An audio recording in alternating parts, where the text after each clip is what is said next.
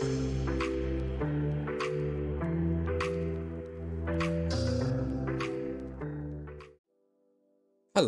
it's me, French Ted, and we are here for episode 42, I believe, and it is our next pay-per-view event. LLW presents A Tale of Two Cities. You can see here we're in the pre-show. This match technically doesn't count as a show on the card, so I'm not going to feature it in the match card. It's just an attempt to get Will Ospreay rust-free, and by the looks of it, I think he might be. Perfect timing. We've also got a couple of debuts as well. You know, I've been signing some people off camera. One of them being Callum Newman, who is, of course, you know, linked with Will Ospreay in a way. They've had many matches together in the past. Newman part of United Empire, which, you know, Ospreay created. So yeah, I figured we'd pair them up, and you know what? It worked out. They've got excellent chemistry together, so that's a win. And we also signed Connor Mills. I think that was a signing that you guys already knew about. But it turns out he is partnered with Michael Oku, or has been in the past, in a team called Destination Everywhere. So that's another tag team to the division. Love that. But yeah, in a pre-show match, had good wrestling, decent match for the crowd. Ospreay and Newman get the win in 21 minutes when Ospreay pins Mills with a Stormbreaker. Looking at the numbers here, Will Ospreay is 100%. So yeah, poor gimmick. Oh, we'll need to make a note of that. Inconsistency, poor psychology. Well done, Natty. Yeah, no here about Rust. So Will Ospreay, an 87, rust-free. Oh, can't wait. He's here. Ba-bam! We're going to be unleashing that boy now. Callum Newman with 56. That's fine. He'll get better. He's like 21, 22. The same with these guys, super young. Although Oku has some good performances under his belt already, Connor Mills will surely get better too. So yeah, this match doesn't really count. So just kind of, it was just to get Ospreay rust-free, and it worked. So starting next week, I've got plans, and it's kind of come at the perfect time because, actually, I'm not going to say why. I'll just let you know as and when it happens. But yeah, moving on from here, we have just got our welcome to LLW. This is our team that are talking about it ahead of the show. William Regal, you know, presenting it to everyone, saying, "Welcome to the show, guys, haha." And I also put Natty and Satoshi Kojima here as well because they have to debut their gimmicks on screen, and it was really annoying me that in the office it was like, to debut their gimmick. So here's her no gimmick needed, and here's his badass gimmick. There we go. So yeah, let's not waste any more time and dive straight into the opening match, which is Bobby Guns and SAni taking on the 0121 and Zilla Fatu. And in about 73, not bad, that had good wrestling and a decent reaction from the crowd, Bobby Guns and SAni get the win.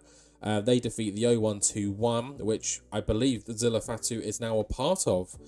So they have formed a nice little trio. In 20 minutes, when Bobby Guns makes Derice tap again with the Boston Crab, just like he did in the last episode. Damo got a 65, Axeman with a 62, Bobby Guns with an 80, Dan Maloney 74, and then Derice and Zilla sitting in the 50s. Zilla doing quite well with a 53, so hopefully this means that he's going to be getting better and better as the weeks go on. Damo's improving his gimmick as well, which is awesome, and yeah, Bobby Guns kind of the star of this. Post-match, Bobby Guns is celebrating on the ramp with SAni behind him, but you know, they're called SAni for a reason. Never turn your back on them, because post-match, Axeman, Tisha and Damo beat down Bobby Guns. It seems like this wasn't really an alliance of sorts. It was just SAni wanted to pick a fight with someone. They got forced into this match, and they're just going to beat down anyone in their vicinity, essentially. I'm not too sure if this is actually them targeting Guns. We'll have to wait and see. But it seems like Bobby Guns was on the receiving end of a SAni attack. And yeah, who wants to be on attack from these fellas? Like, fuck that. But their victory, short-lived, I guess. Or their team, we could say, short-lived. But nonetheless, Bobby Guns did walk out with that win.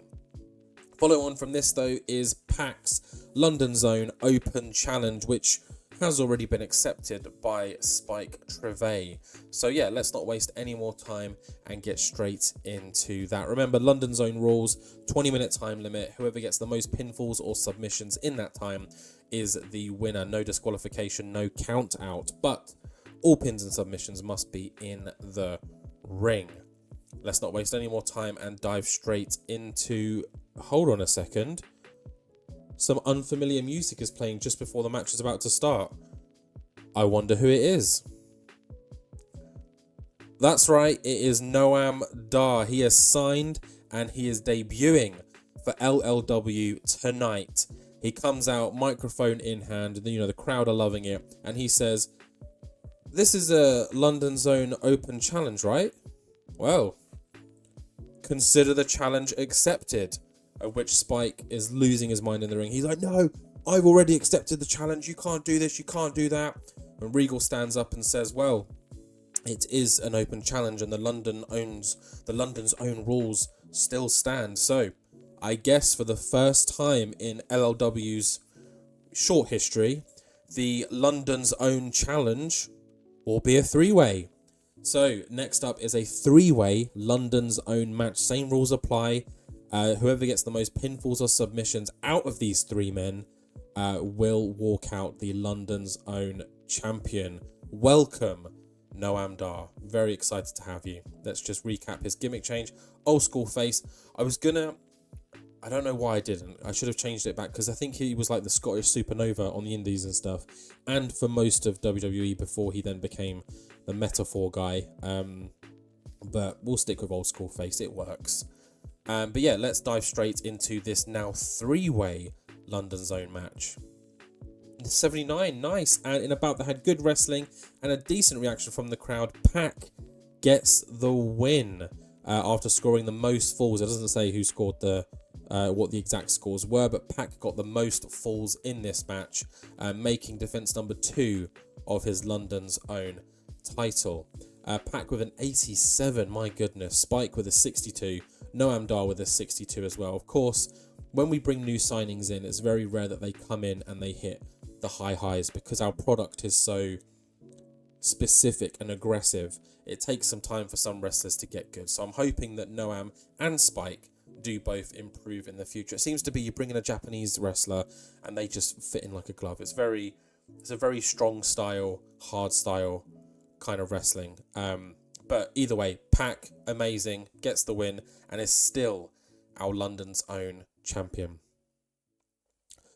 Following on from this, we have the Tag Team Knights Championship match. It is Chaz Betts and El Hijo del Fantasma looking to defend against Sunshine Machine, who have kind of just been a little bit annoying for them in the recent weeks. So let's see what happens in that one.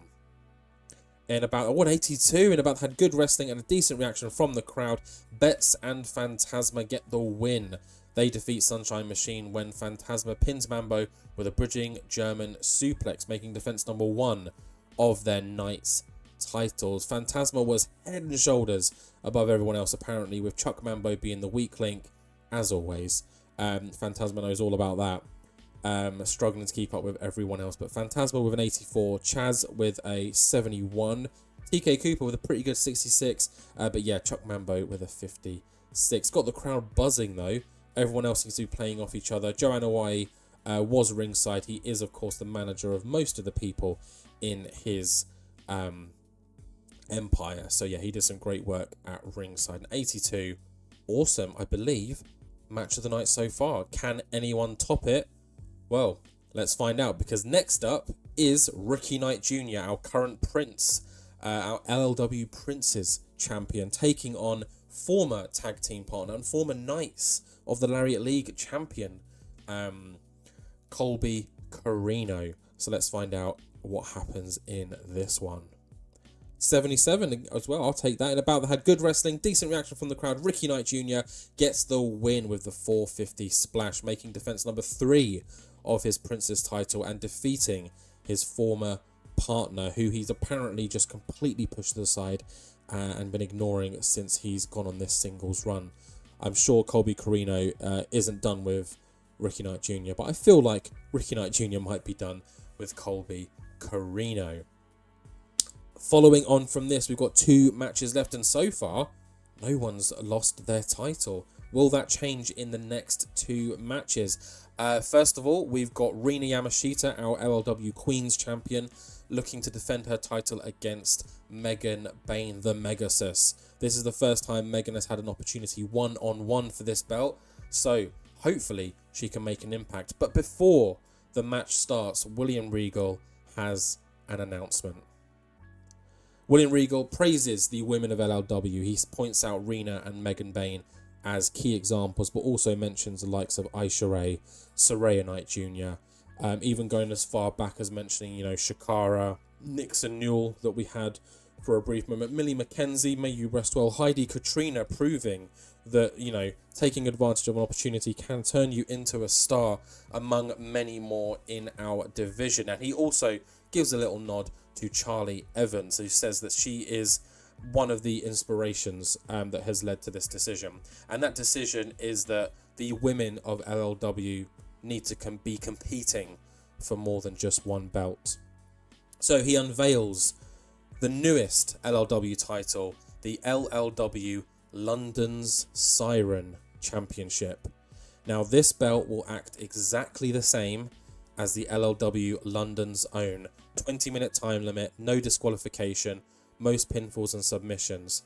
And you know what that means, guys? There's a tournament coming. More details on the tournament will be in the next episode. But for now, just be happy that we've got a women's championship. And yeah, all details will be announced at the beginning of the next episode. We'll have a tournament bracket. We'll have the breakdown of what the London Zone, not the London Siren Championship means. And yeah, very excited for this. We've got an awesome women's division here that I think will just get better and better as we continue in this series. So why not give them that platform to have more than one title to compete for? And that's not necessarily saying that the Queen's title is the best title, and we're not saying that the King's title is the best title. I like to treat all titles equally. Pac is one of probably our best performers, so the fact that he's our London Zone adds prestige. So whoever ends up the London Siren champion, it's a big shoes to fill. But yeah, let's not waste any more time. We spoke about the Queen's Championship. Let's see what happens in that match.